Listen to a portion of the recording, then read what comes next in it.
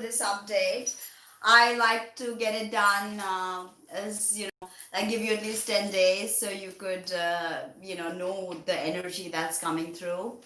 But a lot has been going on in my life, so I've just not been able to do this video. So please forgive me and let us begin with love in our hearts.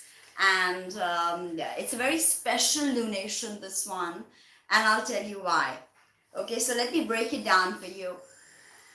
This lunation is happening in the astrological sign of Cancer. That is tropical Cancer. This is happening in sidereal Gemini, which I'll get to at the end of the report.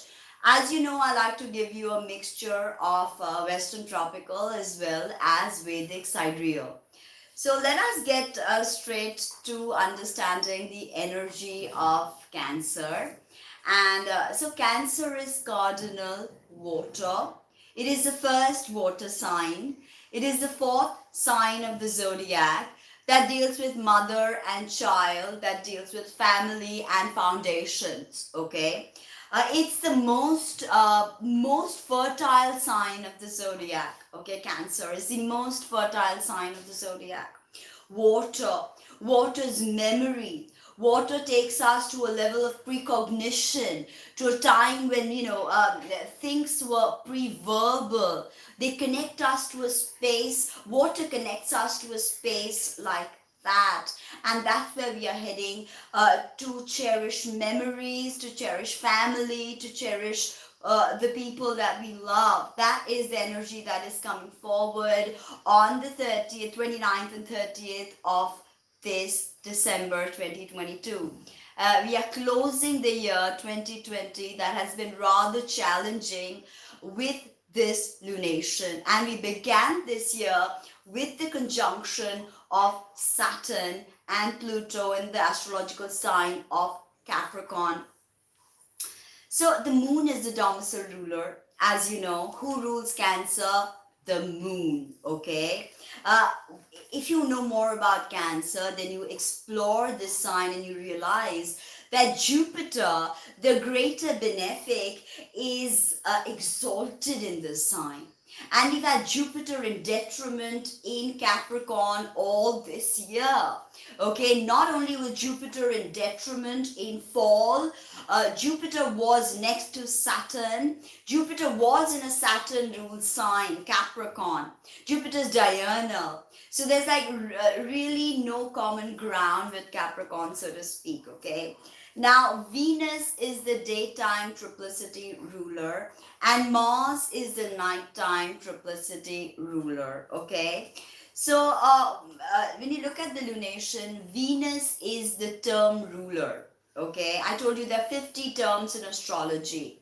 So, Venus is the term ruler. And who is in fall in this particular sign? Which planet is in fall in the sign of Cancer? It is Mars. Because Mars is exalted in Capricorn. 28 degrees of Capricorn is where Mars is exalted. So in Cancer, Mars, the warrior, Mars, our action principle, our, the way we operate with our, Mars gives heat. Through heat, he brings change. So that principle is depressed in this astrological sign. That is the crux that holds our natal chart together. Okay, if you look at the natural zodiacal wheel, Cancer is the fourth sign, and the fourth house is called subterranean in Hellenistic astrology. So it's like beyond the earth. The energy is coming from somewhere really deep. I was about to say rooting. Okay, that's what Cancer reminds me of, rooting, right? It's a feminine sign. So it's yin, it's receptive, it's extremely emotional, it is very motherly, okay? Mothering, smothering, both can be, the energy signature of Cancer. Everything for a Cancer rising depends on the position of the moon. Of course, whether it's a day chart or a night chart and many other things. But if you are a Cancer rising, look to the moon to find answers as to what you're expected to do. So it's solstitial, this sign. It brings in the solstice. Okay, solstitial are four signs. That is the cardinal signs of Aries, Cancer, Libra, and Capricorn. They bring in change. These signs. Okay. Uh, Cancer, according to the Thema Mundi, is the ascendant to the universe. I made a video on the Thema Mundi, so check it out. Cancer is, the ancients believed that there was a hypothetical chart of the universe, and Cancer was the rising sign, and every planet was in rulership. It's beautiful, actually, the Thema Mundi. Got me really interested. It's slavish, downward trending, mute, okay, watery, noble, changeable. We know changeable because we understand cardinality. When you think about Aries, you think about Libra, you think about Capricorn, you think about Cancer. These signs are about change. These are cardinal signs, okay? Public, popular, civic, prolific, amphibious. So there is a deep predilection towards water. Again, memories and stuff like almost pre-verbal memories. Like it's beautiful because Proust speaks about it, Marcel Proust, and this kind of watery. The element of water is very interesting. In fact, we do not even understand water. Science does not truly understand the complete scope of water. Okay, it's magic, believe me. So the thing with Cancer natives is the mind is very unsteady. So the native goes from one activity to another without really grounding themselves in anything. Cardinality, think water that wants to start something new. So there's a wanderer signature with Cancer. Okay, people think that, okay, these guys, they deal with family foundations, they're solid, rock solid, they're stuck here. No, Cancer, because when you think about the domicile ruler, that is the moon is forever changing and fluxing and moving. So something with Cancer is the changeability of moods, the mood shifts that come, okay? Unsteady of mind, they become wanderers and travelers. So the most important thing that that came to me while I started, channeling for this report, was this beautiful polarity of Cancer and Capricorn is very, very interesting. Okay, and I was reminded of Porphyry. Porphyry was an alchemist, an astrologer, astronomer, and Porphyry spoke of the ability of Saturn, right? Saturn, to liberate the psyche from the bonds of astral fatality, freeing souls into immortality. Okay, that's what Porphyry thought. And this is very, very interesting because this connects directly to the Cancer Capricorn polarity, right? Why? Because when you think of the term solstice, how do you define it? The sun stands still. And that is a moment. It's a moment in time. It's a gate. It's a portal. So Porphyry thought of Cancer and Capricorn as two gates. The gate of Cancer brought souls into incarnation, and the gate of Capricorn liberated souls from embodiment and incarnation. So it was moon. Okay, moon is basically bringing the souls into incarnation, and Saturn is liberating the souls from incarnation. Okay, it's very, very beautiful. Luna or Chandrama or Soma is everything that waxes and wanes and shifts and fluxes in our reality, right? And we get these rays of Luna from the sublunary world of classical cosmology. So this is sublunary world that Luna is sending us all of these rays from, right? And she's closest to us, right? She's bringing us into incarnation. And Saturn is the farthest planet that we can see. He's the last planet that we can see without a telescope. So the closest and the farthest are holding these two solstitial gates. So souls coming into incarnation in Cancer, getting free from embodiment in Capricorn. Okay, very beautiful. So Saturn is the farthest. So, the rings of Saturn are like karmic boundaries that keep us enclosed, right? Beyond that is wild, deep, dark, abstract space. So the temperament of a Cancer full moon is cold, wet, moist, so phlegmatic.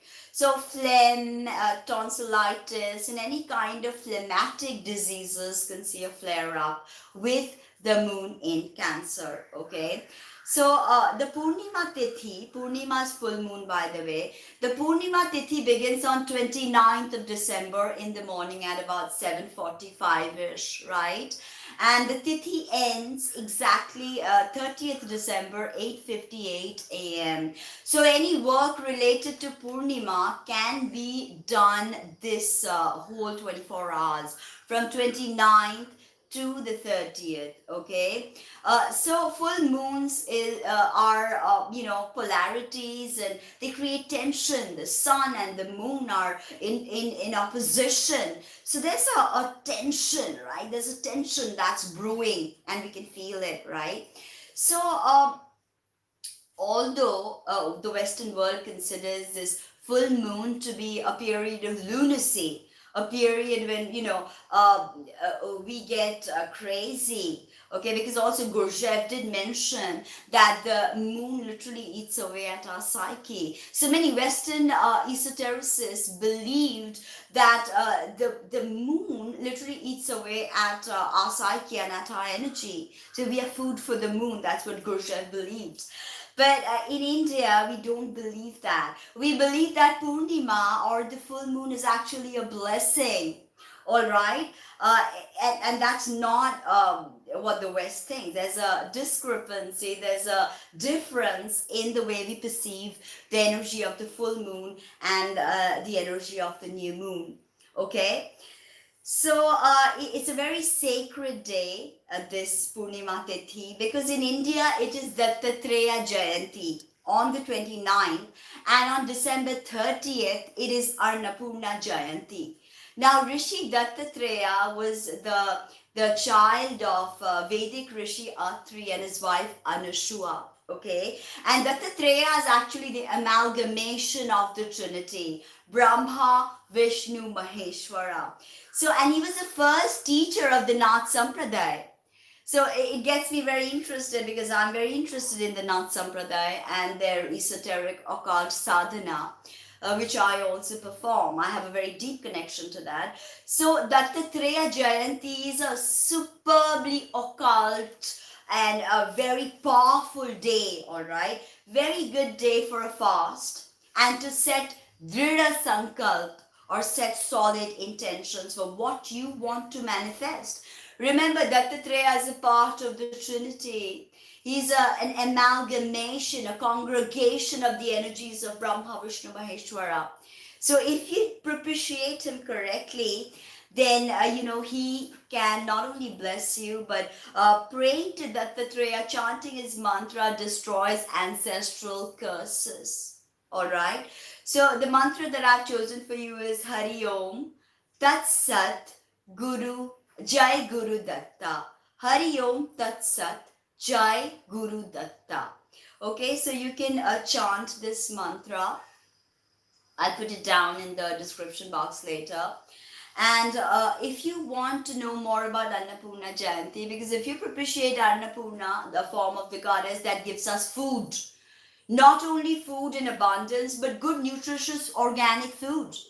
Food that sustains us. Food that elevates us. So if you want to know, there's a mantra of Annapurna that I give to my students and my clients, which you can print out and keep it in your kitchen. And if you do so, you will get the best benefits of the food that you eat.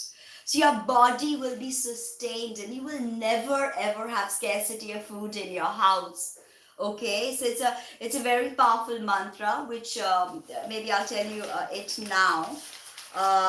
It's a very powerful sadhana that you can do, and the mantra is Om Shri Kleen Hri Namo Bhagavate Maheshwari Annapurna Swaha, which I will write, which I've already written in my blog. You can check it out, but I'll put it in the description box below. So if you want your food to be nutritious, if you want your food to sustain you in the most holistic and correct way, then propitiate the goddess in the form of Devi Annapurna. For it was she who fed Shiva. So there's a lot of story telling with that, which I don't want to get into and, take time away from my astrological report. So email me if you want to know more, tina@tinahills.com. So now let us understand the sun and the moon. They are in polarities at about 8:50 of Cancer. I put my location to Bombay, and it's at about 8-9 degrees. So what do we see? The sun is ruled by Saturn and the moon is ruled by the moon. She is the domicile ruler of this lunation. Okay, so we come to Decan 1. Both of these are at 9 degrees. So this is Decan 1. The first 10 degrees are the first Decan. So first Decan of Capricorn, where we have the sun, is ruled by Saturn. And the first Decan of Cancer is, of course, ruled by the moon herself. Okay, so again we have a sedimentation of Saturnine and lunar energies coming to us. Okay, although these two planets are not classically friendly, even in the Picotrix it's mentioned that you cannot propitiate these two. Saturn will not answer to the moon's positions, or the moon will not answer to Saturn's positions. So that's something we got to understand, right? So we've got moon in term 2 of Cancer. Term 2 of Cancer is ruled by Venus. Okay, so it's beautiful. We have the two feminine energies playing out, something really phenomenal and spectacular. And the tarot card for this decan is stupendously interesting because it is the caduceus of Mercury, the symbol which has been taken from Tantra. This is the Ida and the Pingala Nadi, and the resurrection of the Kundalini through Sushumna. So I'm going to get to that in some time, but all you need to know is 2 of Cups. This is what I call the twin flame card, okay? Because this is two people coming into a realization of love, of safety, of security, understanding each other's faults from a very equal position. So there is no power play, there is no, hegemony, there is no covert domination. There is only a beautiful interplay of energies, right? So this term, as described by Valence, prolific, censorious, moist, changeable, skilled, popular, promiscuous. So, when a lunation happens in a particular term, we feed off that energy. So we become all of these things because the turn, the sign, the decan, the energies are forever playing. And it is what raises our vibration, our vibratory field catches on to, So that's what we got to realize. Sun is in term 2 of Capricorn, right? So this is term 1. Decan 1 card of Cancer. So Sun is in term 2 of Capricorn, and the card for that is 2 of Pentacles, and the term 2 belongs to Jupiter actually. So term 2 brings vicissitudes of glory and infamy, wealth and poverty, highly generous people, but public ridicule may follow. So, all of this is coming through from the solar rays, all of these significations. This card is clearly about, an option or juggling too much. Now, you have to think that what is coming through for you with this. The term too that belongs to Jupiter is barren. Having female or deformed children of low rank. Yes, a lot of, astrological ancient texts are very misogynistic. Because in the ancient days, having a female was not something people looked forward to. Because females were property. They would have to be sold off to a husband, right? And they were supposedly, women couldn't do all the work. So this term basically has female or deformed children of low rank and vulgar children, all right? So it's very interesting to see how the patriarchal nuances are slowly changing, slowly evolving. A lot of, misogyny, a lot of hatred towards homosexuality, and all of this permeates through the ancient texts. It's because the ancients at that particular point were not emancipated to realize the truth. Although in Tantra, it is clearly stated that the female holds the supreme power. She is Shakti. Without her, Shiva is Shava. Interesting, right? So let us again try and understand the sun and the moon in opposition, right? So the sun activates the Pingala Nadi. The moon activates the Ida Nadi. Okay, left nostril. And the fire, the cosmic fire, is in the Sushumna Nadi. There are 72,000 subtle energy chakras on your body. Okay, but the three most important nadis, not chakras, it's called the nadis.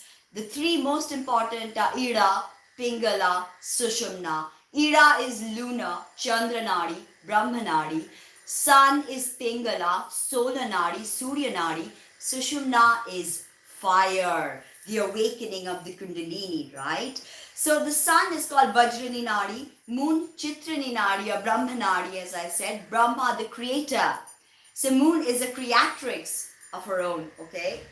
And Pingala is basically enters from the energy of Pingala enters from the right Nadi, and it is the right side. Ida is the left side, and the energy of Ida enters from the left side. So when you do Anulom Vilom Pranayam, you start with Ida Nadi, activating Chandra Nadi first, Brahma Nadi.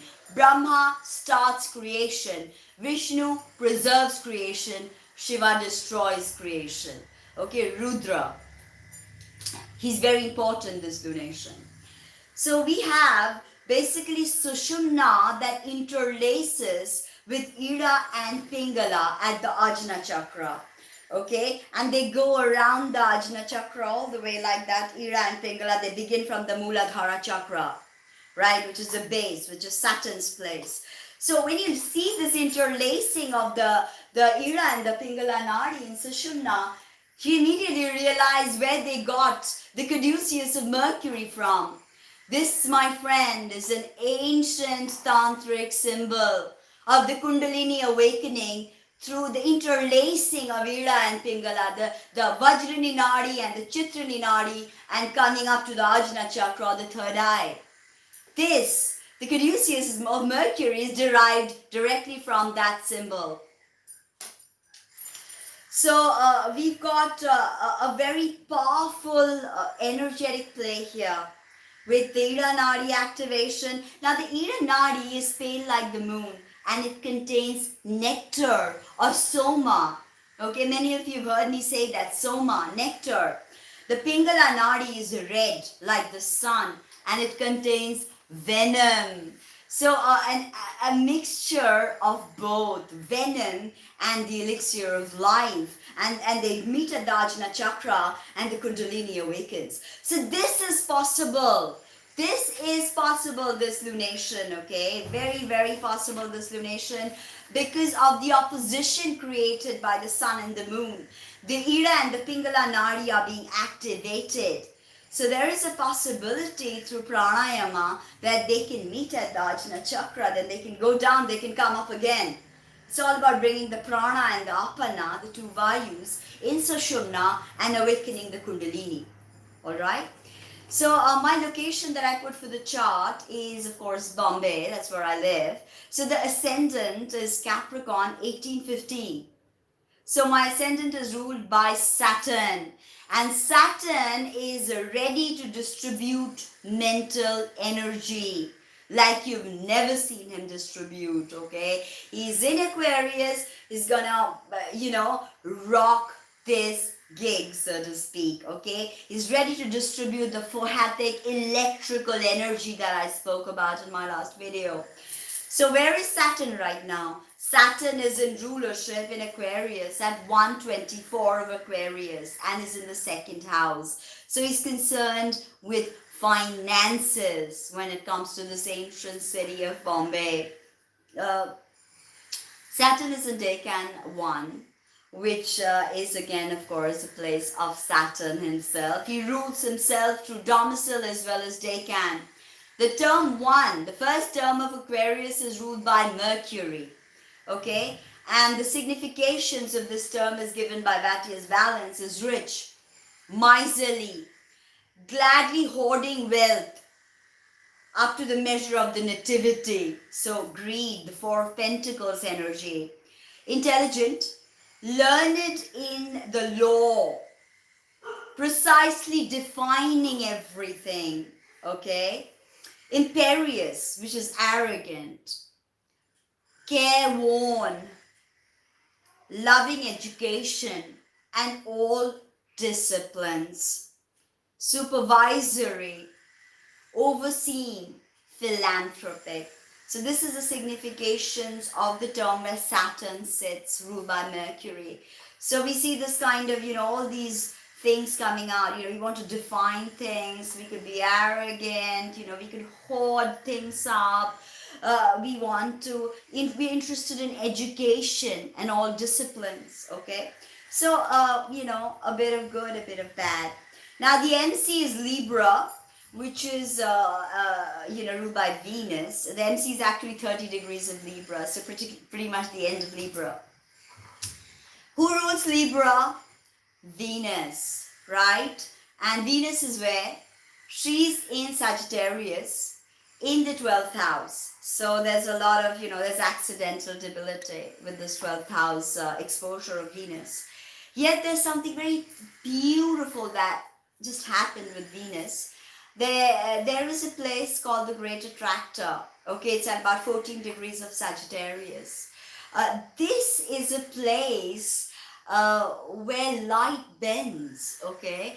And once the astronomers have observed that all of the Milky Way, all of the Andromeda galaxy, we are rushing towards the Great Attractor. Okay, the Great Attractor is calling us literally. 14 degrees of Sagittarius. People who have planets, personal planets, important points.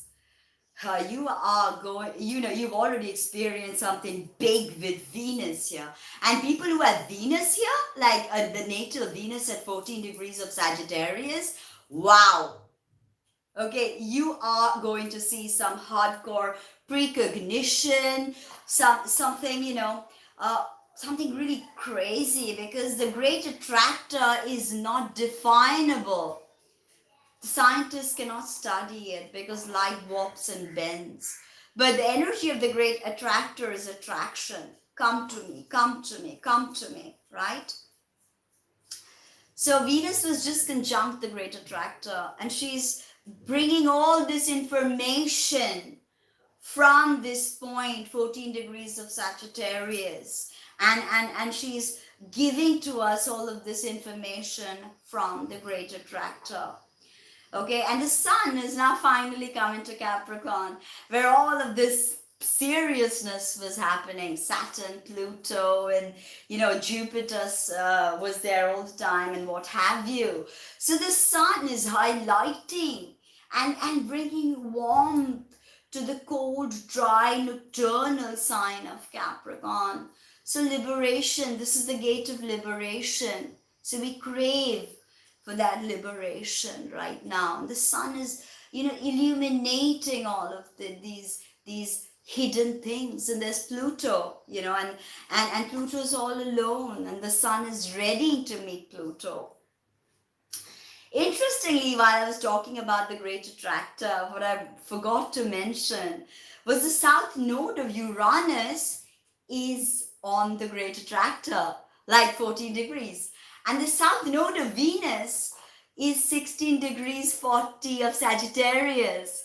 So you see, this great attractor energy is always coming through Venus because that's where her south node sits. Beautiful. So it's definitely a very surreal kind of vibe that I feel with this. Now, the lot of fortune for this chart was Cancer itself, 7th house, 1846, so round it up to 19. Ruled by the moon in domicile, the lot of fortune. And the moon is actually 10 degrees away. Okay, she's at about 9 degrees, and this is like 19 degrees. So when the moon passes 19 degrees, it's 10 degrees, and she catches up after this lunation, blessings are coming our way. Blessings are coming our way. Okay. Now let's discuss a bit about the moon manzil. Okay, it's a bit. It's not the nakshatra. It's the Arabic division of the lunar mansions. Okay. So this lunar mansion is the 8th lunar mansion called Al-Natra. Al-Natra is ruled by the sun. Beautiful, right? So Al-Natra begins from 0 to ends at about 1251 of Cancer. So when there is a full moon in Al-Natra, there is profound attachment, love, devotion, commitment to family, okay? And a love for children, even if they are not your own. So people who have a moon in this manzil are very good caretakers of children, even if those children are not their own, okay? So when you think about the interpretation of Al-Natra, I would say it's very similar to the archetype of moon in Cancer, actually. Okay? So what's good to do? Travel by land, find healing. If there's anything troubling you, especially stomach side, breasts, find healing now. Go, if you need to travel, travel. Okay, go by land. Do not hire employees when the moon is in this manzil. The essence of this manzil is love, power, victory, Al-Natra, okay? But don't get married when the moon is in this manzil, in the 8th manzil in Al-Natra, because marriages will be harmonious in the beginning, amazing, but after a while discontentment it will set in and the marriage will become, discordant. So do not marry this lunation. In the Picotrix it's mentioned that from tin, carve an image, okay, of an eagle with the head of a man, and on its breast scribe the name of the Lord of this mansion. Who is the Lord of this mansion? Anediex, Anediex, okay? Sense it or suffumigate it with sulfur and say, you, Anediex, do such and such for me and bring what I have asked for. Carry this into battle. Of course, you got to prepare it, suffumigation, you got to do prana pratishta, psychic, that is the thing with astrological magic or magic of anything. You enter psychically that zone and you put energy in that. So once you put that psychic energy into this image that you create when the moon is in this mansion of a eagle with a man's head, and then you write Anediex, and then you suffumigate it with sulfur, and you activate it with psychic energy. Once you carry this into battle, you will be indestructible. Okay, you will be absolutely indestructible. So NADX is the lord of Anatra, the eighth mansion. Some call it Al-Natra. All right. Now, let us understand some of the aspects at play. So the sun is parallel Venus and Pluto. Venus and Pluto are, coming very close. A conjunction is about to happen. So moon is contra-parallel Mercury, applying an opposition. So this gives us problems with memories. Okay, when the moon is contra-parallel Mercury, there are issues that pop up with memory. Like, we think of something, we visualize something, or we thought we said that and we did not really say that. Okay, Venus is parallel Pluto. Jupiter is parallel Saturn, about to, will not conjunct anymore, of course. Jupiter's headed out. Sun is conjunct Mercury. Sun is trine Uranus. Sun conjunct Mercury is very good. It enlivens communication, all right? Sun trine Uranus could be quite eccentric because, you never know what kind of energy is coming through Uranus. Sextiles and trines are good aspects, but you never know what is really coming through Uranus, even when it's a trine, okay? It's a wild card, simply. The moon is opposite Mercury. This is an applying aspect. Like I said, memory, what we said we forget, what we commit to we forget. So there's something with memory, distorted memories, fragmented memories, Venus is square Neptune. So this could, bring a romance into our life that's like, oh, so romantic. And then bam, we see that all is not as hunky-dory or rosy as we thought it was. Now, Venus is also opposite Rahu, because Rahu or the North Node is in Gemini. And incidentally, this is a very Rahu-centric lunation in the Vedic system. I'll get to that. I made a yantra yesterday on your Rahu yantra. Check that out and begin meditation on it. Okay, you can take a print out and keep it with you in the altar for this lunation. It's going to be very productive. Okay, so Mars is squaring Jupiter, Saturn, Pluto. This square is quite diabolical. Okay, quite diabolical energy. Mars is very active actually, this lunation. And Mars is also opposite the MC of the chart I drew. So the actions we take, it could foil the way we are perceived. So there's something with that. Jupiter square Mars, Uranus, this is quite eccentric. Jupiter and Uranus combinations, especially squares, are pretty eccentric, okay? Pretty eccentric. And Jupiter is like, Uranus is the ruler of Aquarius in modern astrology. And Uranus is also the higher octave of Mercury. And if you look at Jupiter, he's always in opposition with mercurial signs, because Mercury is data, Jupiter's gnosis,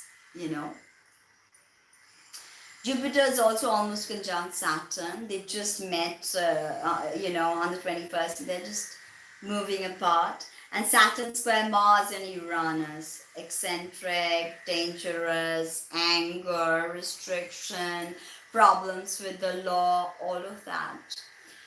And Saturn and Jupiter are squaring the MC. So aspects are quite diabolical, all right? When I looked at the dominance, interestingly, Saturn dominates, of course, the final dispositor. Maybe bow down to Saturn in his reign, maybe get the best of his planetary rays, maybe find liberation, moksha, nirvana. Okay, second is Mercury. So, all of that Mercury, moon, memory, but Mercury. And Mars is the third most dominant. Element, earth is the most dominant element of the chart, then fire, then air, then water. So having no water means communication, and this is a watery cardinal moon. It's a connection, love, just holding one another, all of that, okay? Now let's get to the sidereal report. So the moon in the sidereal system is in Arudhra. Many people have said Ardra. It's not Ardra, it's Arudhra. Arudhra is a nakshatra in Gemini, okay? And this is happening in Pada 3. Pada 3 is seeking kama or desire. So the moon or Chandra or Soma is seeking kama. She's full of desire, this lunation in the nakshatra Arudhra, okay? The Lord, the planetary Lord is Rahu, and the deity is Shiva, okay, or Rudra. Arudhra is moist and is so called Arudhra because it is a stormy influence, very stormy influence. And this pada is Aquarius Navamsa. So, there's this, in this pada, the electrical lightning of Aquarius reaches its peak, this Aquarius Navamsa, okay, pada 3. So, the symbol of Arudhra is a gem. Best symbol to meditate on is an eye with a teardrop, okay? The regent Rudra, like I said, Shiva, Om Namah Shivaya, Om Namah Shivaya. And the Lord is Rahu. Okay, now interestingly, I read a very interesting description by Robson, what he has to say of Arudhra. A sharp asterism. Asterism means a cluster of stars. Belonging to the butcher caste and favorable for punishment, torture, imprisonment, exorcism, mesmerism, and separation or union when containing the moon. Those born on the lunar day will deal in pod grains, black magic, sorcery, exorcism, and will delight in murder, torture, lying, theft, cheating, and adultery. So Arudhra significations are hard, okay, tough. But that occulticism, that, occult yearning, a strong astrological yearning is very strong here. Aquarius Navamsa, remember. If you have the moon in Arudhra Nakshatra, in Gemini, sidereal Gemini, native will be insincere, according to Robson. Proud, ungrateful, cruel, sinful, deceitful, and wicked. Arudhra rules the temples and the eyes. Very sensitive when the moon is in Arudhra Nakshatra. Okay. Now, Pada 3 of Arudhra is ruled by Shani or Saturn. This is, as I told you, the Aquarius Navamsa. The totem animal is a female dog. Best symbol to meditate on, I told you, eye with a teardrop. Alright? Shiva's tears are Rudrakshas. So it's a very special day to, wear a Rudraksha if you've already purchased a Rudraksha. And you've energized that Rudraksha. Ekmukhi, Domukhi, Tinmukhi, Panchamukhi, according to, what goes for you. It's a very special day to put on the Rudraksha.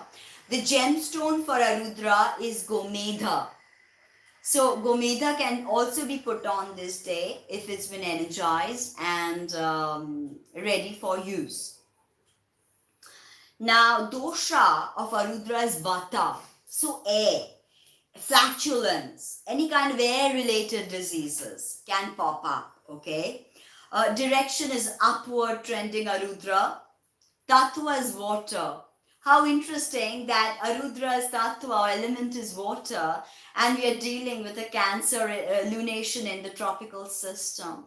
See how the systems are like strung together, like pearls in a necklace. It's up to us to, see the pearls there and not fight over which system. but realize the efficacy and the sacredness of all the systems. That is the age of Aquarius. That is the energy coming forth from the Aquarius Navamsa, my friends. Okay? Tattva Vata, Gana is Manusha. So very concerned with humane activities, Arudhra. Now, according to Hindu Sanatan Dharma legends and myths, Arudhra is the seed of the Rahu energy. This is why I said this lunation is so Rahu-centric. Arudhra is the seed of Rahu energy. Okay? And in this Aquarius of Kumbha Navamsa, the storm of Arudhra reaches its peak lightning stage.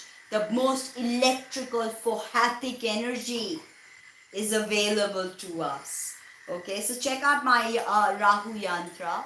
Meditate on it, especially on this lunation, to understand the energy, the numbers of vibration. So to understand the energy of Rahu, check out my yantra. It's on the video. Now for everybody, especially people who have sidereal Gemini moon, you can practice this mantra. This is your mantra for Gemini moon. Om Kleem Aim Sao. Om Kleem Aim Sao. Om Kleem Aim Sao. Om Kleem Aim Sao. Om Kleem Aim Sao. Okay? You can check that out. Very powerful. As I said, Rudra is a deity. Shiva is a deity of Arudhra. You can chant Om Tat Purushaya Vidmahe Mahadevaya Dhimahi Tanno Rudra Prachodayat. This is the Gayatri mantra of Rudra. Okay? Om Tat Purushaya Vidmahe Mahadevaya Dhimahi Tanno Rudra Prachodayat. Okay, another mantra is Om Namo Bhagavate Rudraya. Om Namo Bhagavate Rudraya. Very good day to begin Shiv Puja. You can email me for more details. Remember, Arudhra is a difficult energy to assimilate. It is predominantly of the tamas guna. So there's an inertia with this. There's this, unable to ground the electrical energy that is coming to us through the Aquarius Navamsa and Pada 3. Alright, so that was a bit about the Cancer, tropical Cancer full moon that is happening. Now let's get to the tarot reading for all the 12 signs, okay? And we are gonna go, and I've already told you the two main cards to concentrate on is Two of Cups and Two of Pentacles, okay? So we're going to rush through just one card so you get an understanding of what to expect for each sign, right? So let's connect with Om Namo Bhagavate Rudraya. Om Namo Bhagavate Rudraya. Om Namo Bhagavate Rudraya. So Aries, 4th and 10th house is what's being activated for you. Let me move it around. Okay.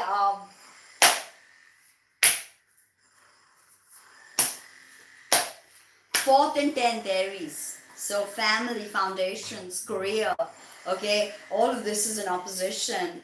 What to do, judgment. So there is a rebirth that's being promised to you. There's somewhere you feel like, you've been shortchanged, or you've just not had what's coming to you. And family, foundations in this, holiday season, and the work life, with coronavirus, it could be very challenging. But remember to hold that Martian fire, and to hold that, because your ruler is Mars, who's pretty active this lunation, okay, forget not, and involved in many squares. So I do see some sort of, stuff coming up, alright. So Taurus, 3rd and 9th house.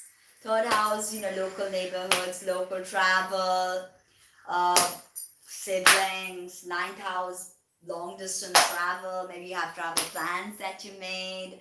You're going to publish your book, Taurus. Write that email. That's what Spirit wants you to know. Write that email and send it out. Okay, because if you're just going to sit and brood on it and not take the correct action, it's going to be problematic. Venus, your ruler, was just conjunct the great attractor.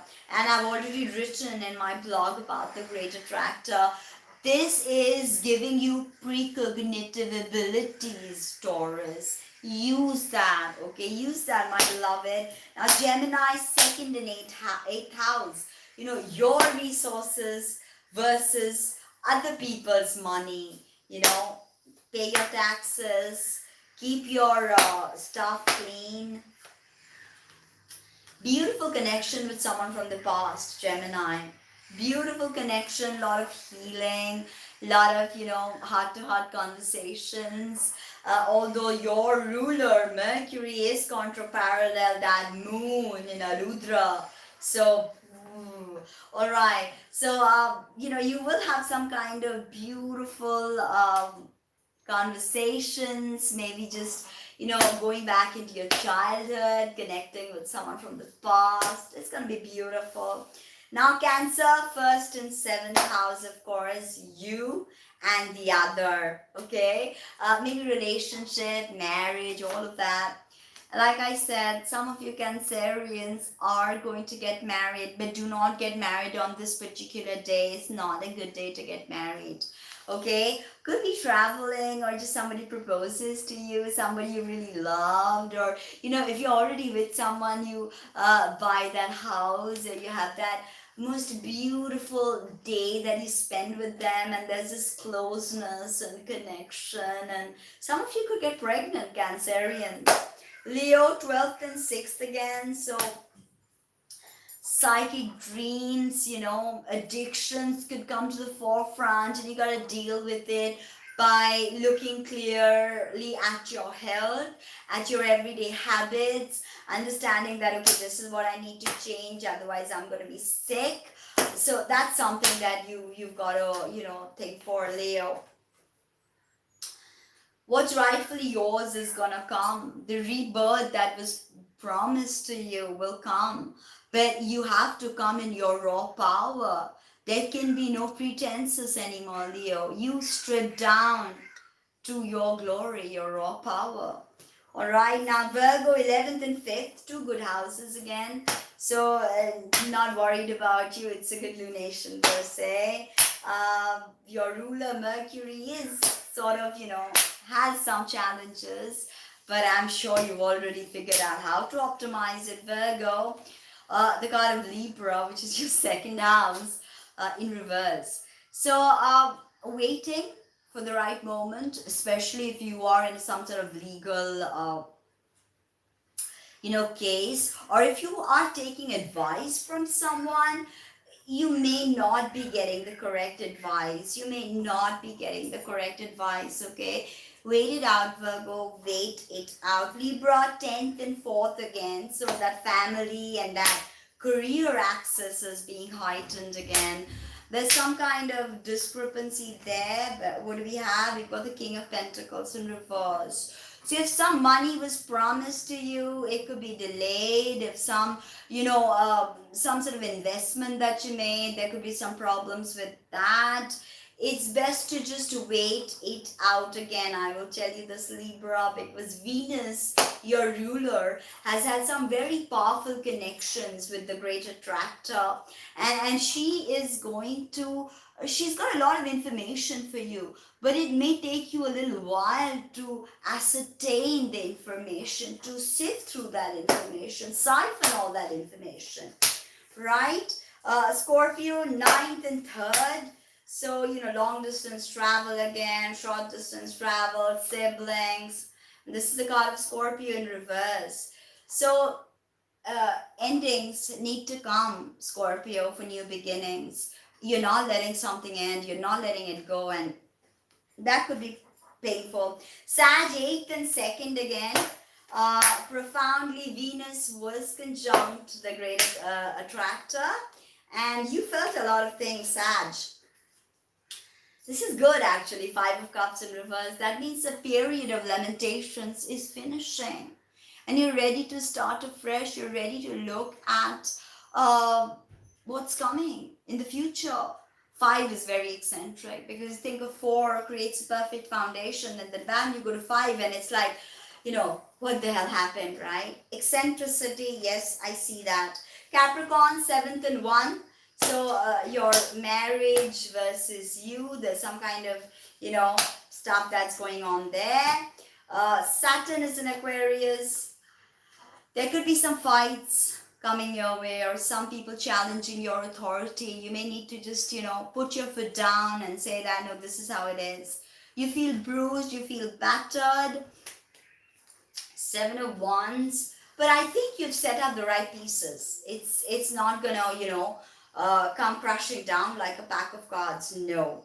Aquarius, 6th and 12th again. So your health versus addictions. If there's something you need to give up, please do so. Saturn will make you give it up if you don't. And some of you are going to see something beautiful this lunation, a twin flame kind of energy, a soulmate kind of energy, greater connection to your loved ones, profound Aquarius. All my love to you. Now Pisces, 5th and 11th. 5th house, children, creativity, 11th, larger communities. I hope you've been working on your business and you've been putting out your creative ideas. You need to walk away from something, and it's going to be spiritual. Okay, and people may not understand your decision. People may be like, what? You're really walking away from that? But you need to. And I think you know exactly what I'm talking about, Pisces. So I'm going to end this transmission right now, sending you a lot of love, If you want to know more about the Annapurna Kriya, so you always have fresh, nutritious, organic food, email me. If you want to know more about how to use the Rahu Yantra, email me. If you want to know more about Shiv Puja and how to begin Shiv Puja, or how to get the correct Rudraksha for yourself, and Gomeda is the crystal gemstone. Okay, it's very powerful to wear during a lunation in Arudhra, especially if your natal moon happens to be there. Okay, so thank you very much for joining, for liking, for sharing, for being a part of my journey. Yes, these reports can get a bit obtuse, but it's not always about direct understanding with these reports. And also when you see two systems side by side, like what's going on in the Western Tropical, you see it side by side and compare it to the sidereal, you start to see patterns. And that's astrology, the study of patterns, study of the celestial planetary rays and their profound magic. And coming into incarnation, being liberated from incarnation. It's so beautiful. Om Namo Bhagavate Rudraya. Om Namo Bhagavate Rudraya. Om Namo Bhagavate Rudraya. Om Namo Bhagavate Rudraya. Om Namo Bhagavate Rudraya. Om Namo Bhagavate Rudraya. Just keep chanting this on that very day if you're having a difficult time, and the rest will balance itself out. Thank you very much. Speak soon. Don't forget to book your readings. A perfect lunation to get acquainted with your astrology. Nothing is more precious than that. And use the Rahu energy correctly, especially for people who have strong Rahu. Understand Arudhra is the bij, the seed of Rahu. So use Rahu. Use him and awaken to the potentiality that is coming to us from the electrical storm of Arudhra through the Aquarius Navamsa, Shani being so very important this lunation in both the systems. Okay, so again, Om Aim Reem Shreem Shanishcharaya Namaha. Om Aim Reem Shreem Shanishcharaya Namaha. Thank you. Bye.